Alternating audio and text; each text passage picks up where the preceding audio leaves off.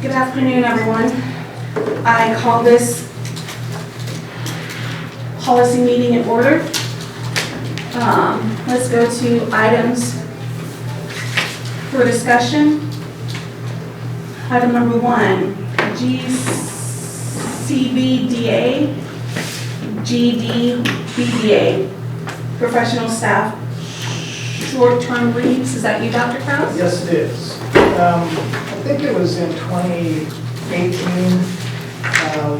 we had some requests from teachers to allow for special occasions where leave days could be converted into additional days where they could take an extended break. With putting the personal days in there, the additional personal days, everybody in that same category of employees from 10 years on will have the opportunity to do that every year. And so I feel like that wording is now redundant because the item that it was designed to alleviate has been put into there every year, and it was in every 5-year ban. So I would just recommend that that wording be taken out of both GCBDA and GDBDA. Does anybody have any questions about that?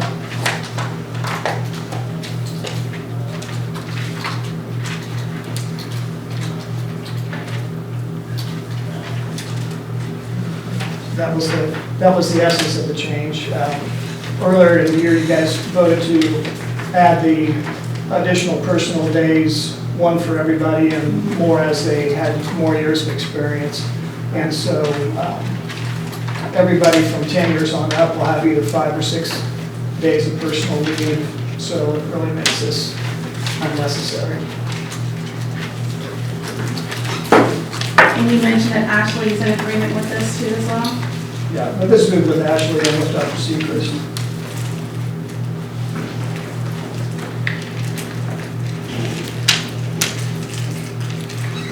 Questions, Rick?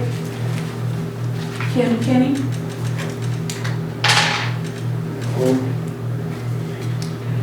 Are you guys good with that one?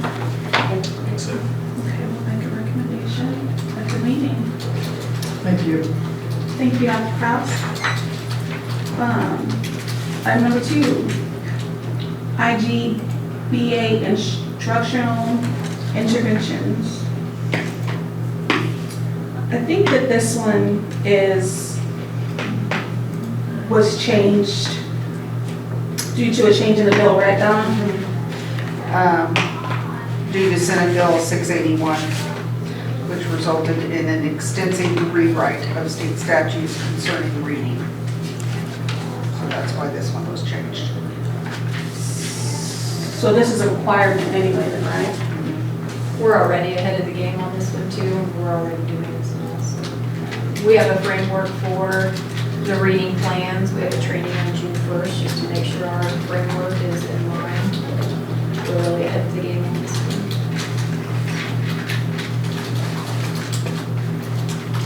Thank you, Dr. McGinnis. Do you guys have any questions about that one?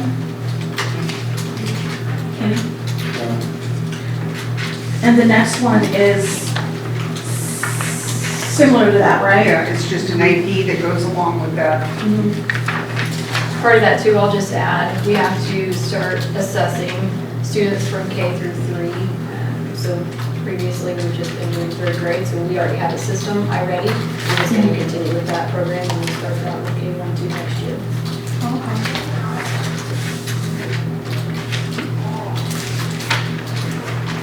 Are they able to do iReady even if they're not able to read? Yes, and I haven't seen that myself. Dr. Lau, you might chime in on that. Yeah, we've been using iReady K12 for quite a while now, and so they do okay with it. They just need a little support. A lot of it's pictures and things like that. But now they'll have the official assessment through Yeah. that platform. Yes.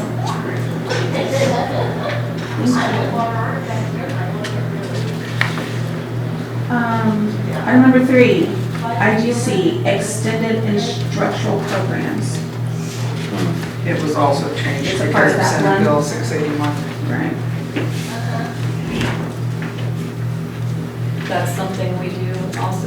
encourage summer school. We even pay them to come to summer school, elementary, middle school, so that's something we encourage, especially if there's reading deficiencies.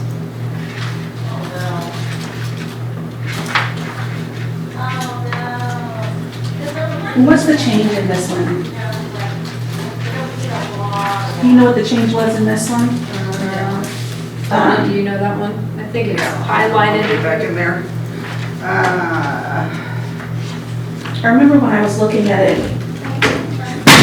it was about, While districts with summer school opportunities are required to provide those opportunities to students with reading success plans, the portion of the law that mandated summer school for reading instruction has been rescinded. And that was different from Senate Bill 319 that we used to adhere to before this. Does that make sense? yes. You just took out, looks like, one little line, Mhm. and that was it. Do you guys have any questions about that one? Kenny? Okay, number 4, IGCE-AP, non-traditional instruction options. This is actually just an AP, so you guys don't really vote on this, but I put this on there for your information so you know what is being done. MSBA has removed this administrative procedure as it no longer is accurate or needed, is what they're saying. So they are rescinding that AP.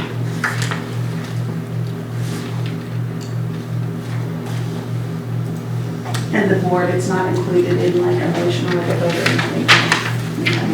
Only policies that put on the board agenda.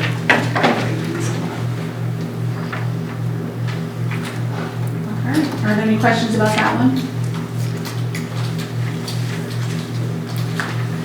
Number 5, IKE, promotion, acceleration, and retention of students. I remember that this one's also about a bill, right? Same bill. 681. It had lots of parts in it, because I think that the next one is also about that same bill, right? Yep, sure is. Yeah, it's just Mhm. the new law requires students to be assessed for reading skills earlier and receive interventions earlier, so. And then have a reading plan if there's any deficiencies. And then if there are, it says if the student has a substantial reading deficiency at the end of 3rd grade, the appropriate district staff will meet directly with the student's parents and guardians to discuss retention if that would be part of the recommendation. So we'll have to start doing that with all the 3rd graders who are behind reading. And that also falls into number 6, right? Because it's the same one. And then A is the AP of that. Sure is. And so all those go together. Are there any questions about those? Do you have any questions, Rick?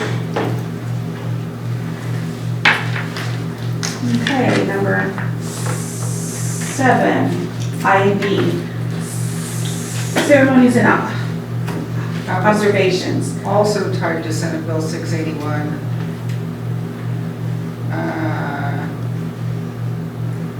Designated the second week of April as Holocaust Education Week, Yeah. so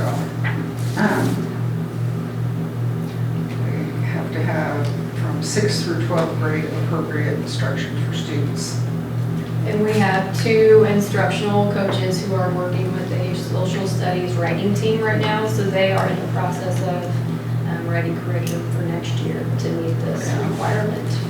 Because it says that we don't even need to participate until 25-26 school year, so ahead of the game as usual. We are, and then also just to let you know, we have some schools who've applied to be part of the pilot process. If you read on that policy, Desi has pilots. And so we have a couple of schools, I know Spring Garden is one, off the top of my head, I can't think of the other ones.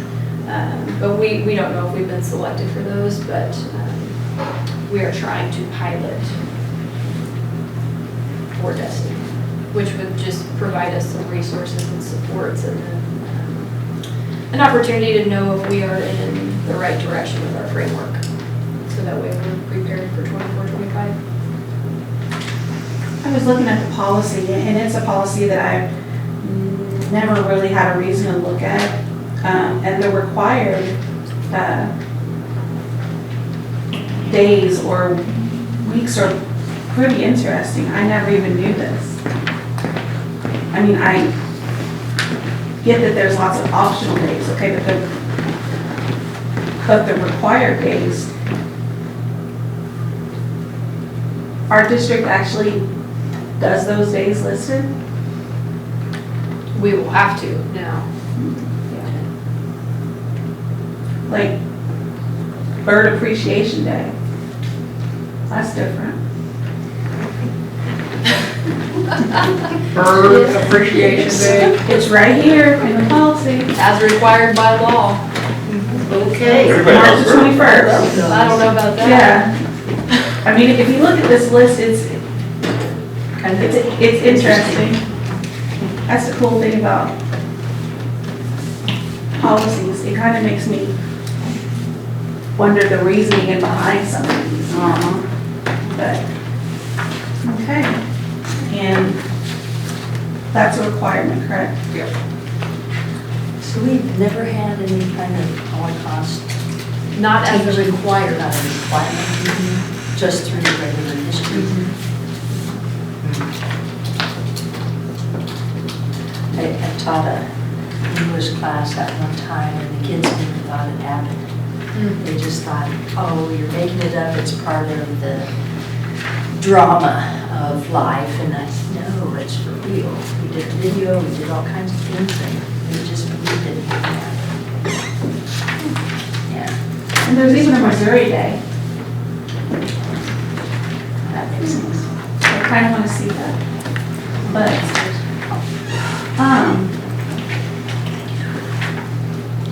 is that it, Ms. Dowd? That is it.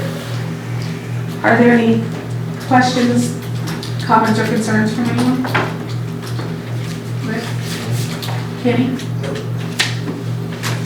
Ms. Kim? Questions? All right, I call this meeting adjourned. Thank you, guys. I appreciate your time. Short and sweet. Thanks, guys. That was,